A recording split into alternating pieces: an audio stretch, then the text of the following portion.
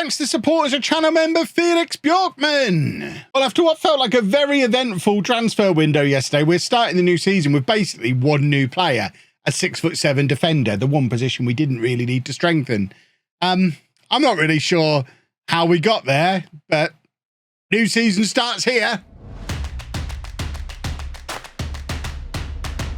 Hello and welcome to part 71 of the Tour de France. I'm Kevin. Coming up on today's episode, we have the first two games of the new season. We're away against Le Havre, at home against Brest. They're two teams we should absolutely be beating. If we have a look at the pre-season odds, we're 7th favourites for the title, so outside chance of sneaking back into Europe again. And Le Havre, down here, relegation favourites. Brest, mid-table nonsense. We should be able to beat them both. Let's go and beat them both, shall we? This is the team we're going to be sending out there. So although the squad itself hasn't changed massively, with Moises Capital, the only new player actually in the squad, the makeup of the team is very different. With Millet having left the club and come back on loan, he's out of favour, sat down on the bench. Benavides is our new starting left winger. Del Palacio Langer, hot off the Olympics with Mexico, is starting in central midfield, while Fowry is injured and has a real opportunity to establish himself. And of course, Magothu and Milinkovic, now permanent or will be permanent tour players at the end of the season when their transfers go through. So we have done important stuff to the squad. We're building for the future as ever.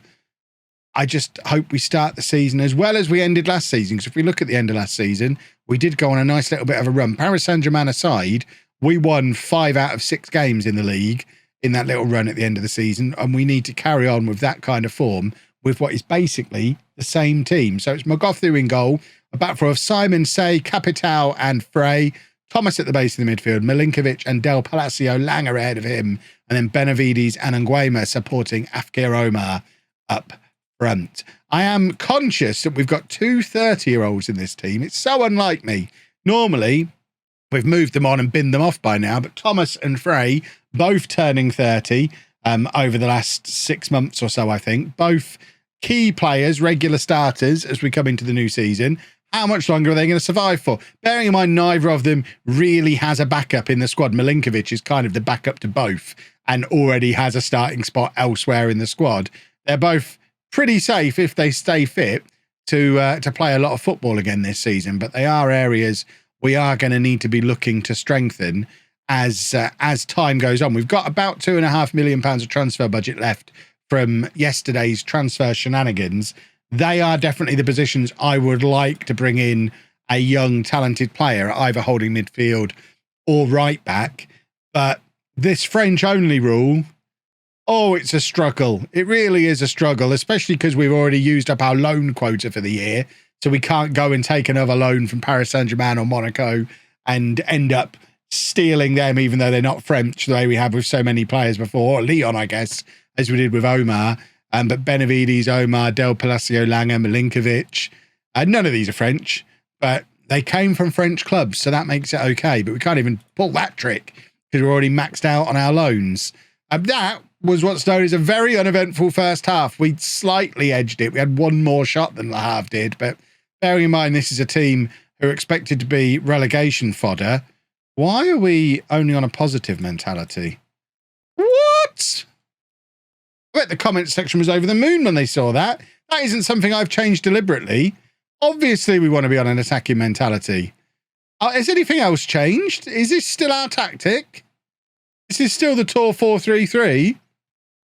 Why did it go to positive? That's hideous.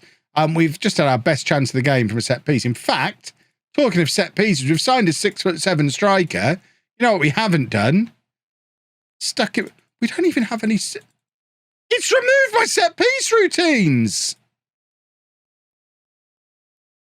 I don't understand what's going on here.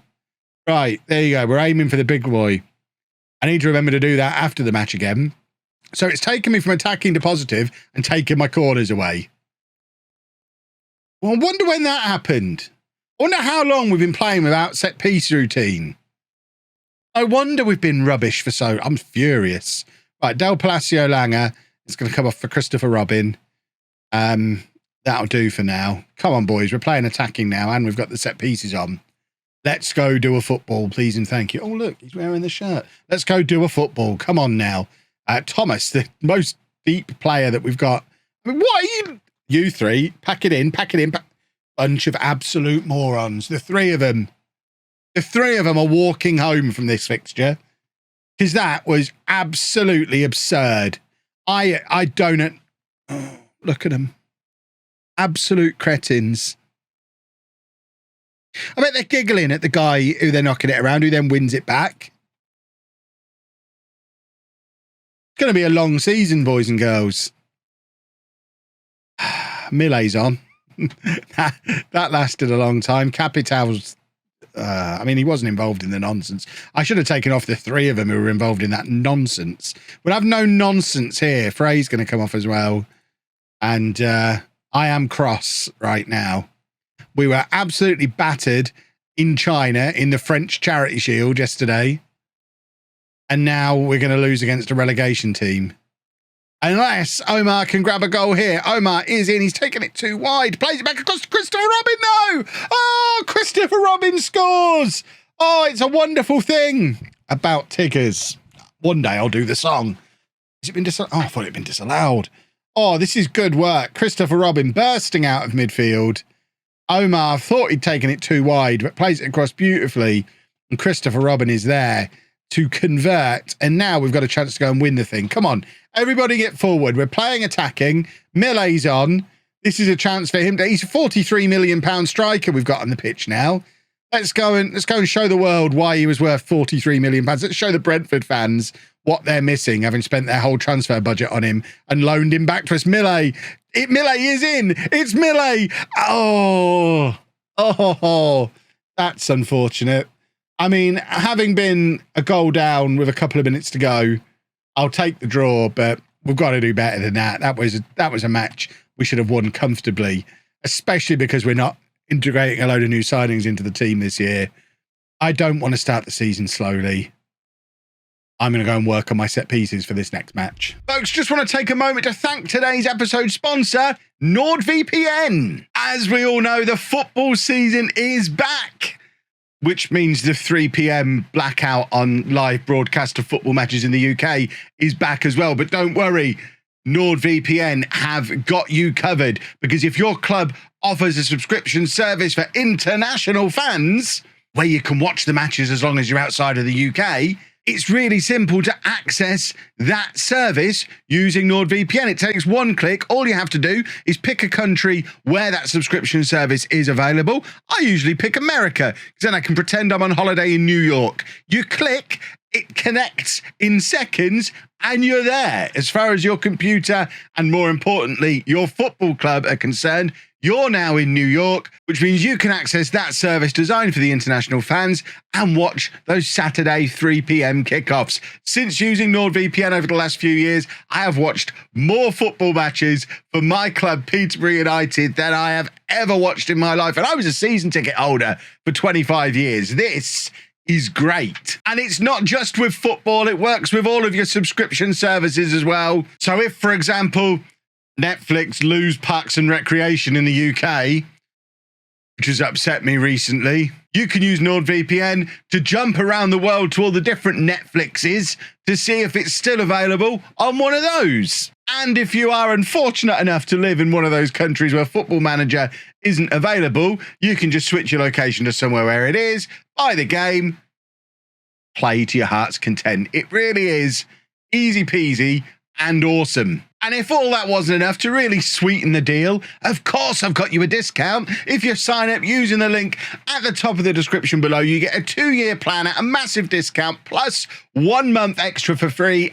and it's got a 30-day money-back guarantee. So if you use it and somehow aren't blown away by how awesome it is, you can just get your money back. It's basically like getting a 1-month trial to see if you like being able to do all that cool stuff I just talked about. There really is no reason not to give it a try. The link is at the top of the description. Go click on it now and enjoy Saturday afternoon football again. Well, we've had our annual opportunity to sell Cyril Fowry for loads of money. We turned down £32.5 million from Tottenham, £29.5 million from Hoffenheim. We've also turned down big offer from both Cologne and Lyon for Benavides, 11.25 and 12 million, those two offers. So yeah, there's still big offers coming in. 6.75 million pounds for Kevin Simon. We've turned them all down though. We're going with this squad. We still haven't been able to find anybody to bring into it to spend our £2.5 million. But I'm happy with it as it is. This works. Fowry's back in today. He can only play a half. But Del Palacio Langer's also not fit, so we'll just swap them over at half time. Easy peasy. Otherwise, it's the team you saw play in the last game. However, the key difference is this team is now playing on an attacking mentality from the start, and we've sorted out our set piece instructions. So we might actually start benefiting from the fact we've got a 6'7" defender again. Remember all the goals we used to score from corners when we had Big Willie back there? I can't believe we've been playing for years without set piece instructions. Not that it's something I check very often, because when I'm setting up a tactic, I set that up and then I leave it. I'm not Zealand. I'm not going to fiddle with it 3 times a match. It's the set piece screen. It shouldn't be changing. But apparently it does. I have to take, this is my formal apology to Zealand. I get why he checks it constantly throughout every match now, and then changes stuff and changes it back again. Because it needs doing. Because apparently it just randomly changes itself. We've seen evidence of that in this episode. Fowry from range. Benavides is in. And once again, I'm questioning Benavides. I mean, the way this is going to go, because we keep getting offers for him. So I'm thinking we keep with him on this left-hand side throughout this transfer window. We've got a couple more matches after this. If it gets to the end of the window and it's clear he's not the one, I think we accept one of these £12 million offers for him, let him go, play Millet as our starter this season with Manktolo as his backup.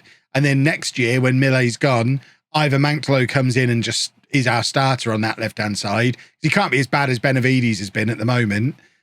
Or we bring someone else in then and worry about it then. But there's no point. Benavides, this is his opportunity this month. And so far, he is not... he's not filling me with confidence that he's going to be our long-term solution on the left-hand side, which is, I mean, I'm a bit cross. We're down in mid-table. We're showing nothing going forward. Why are we so rubbish all of a sudden? It's the same team that was good last year. That's not even true. It's not the same team. It's a similar team, but we've now got a better defender in it. We've fixed the problem that we've had for 2 years since Big Willie left. We've brought in Big Moses. So it's the team that played last year, won the French Cup, nearly qualified for the Champions League, with a better defender in it. Good job we've still got Afkir Omar. We need him to not go 10 matches without a goal this season like he did at one point last year. If he can play like he did the year we got in the Champions League, we'll be laughing. It's 2-0, 1-0, 2 goals for Omar is what I was trying to say. It's a lovely ball through from Milinkovic. I've just remembered I was supposed to take Fowry off at half-time. So we're gonna do that now and hope he hasn't noticed that half-time has been and gone. Fowry can come off. Del Palacio Langer's going to come on. We'll swap those two over. Nobody need mention that. I mean, this is how you break Cyril Fowry again. He's coming back from an injury. The physios were very clear. Wrap him in cotton wool, only play him for a half.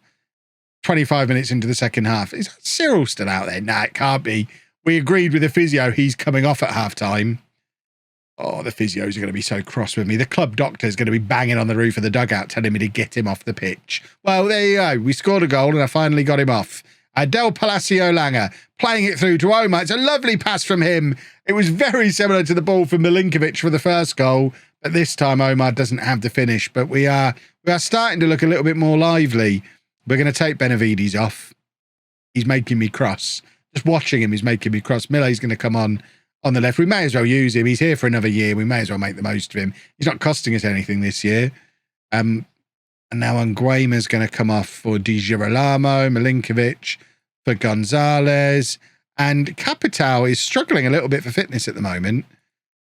I'm hoping this isn't going to be a regular thing where he can't make it through matches, but he hasn't yet made it through a match. He did join us late, so he's not had a full pre-season with us. I don't know what kind of match preparation he had where he was before, but he does seem, fitness-wise, just a smidgen behind everybody else at the moment, and they are in here, and our goalkeeper's positioning there is, well, we've spent 5 million on Magothu this summer to make him our forever goalkeeper. I'm not going to make him the scapegoat 1 match into the new season or 2 matches into the new season. But this is really poor from everybody concerned. Frey's out of position and Magothu has forgotten he's allowed to use his hands. Are we really not going to win either of these matches? We've got matches against good teams to come. We're supposed to be getting into Europe. It's only the top 3 who get in the Champions League now, not the top 4.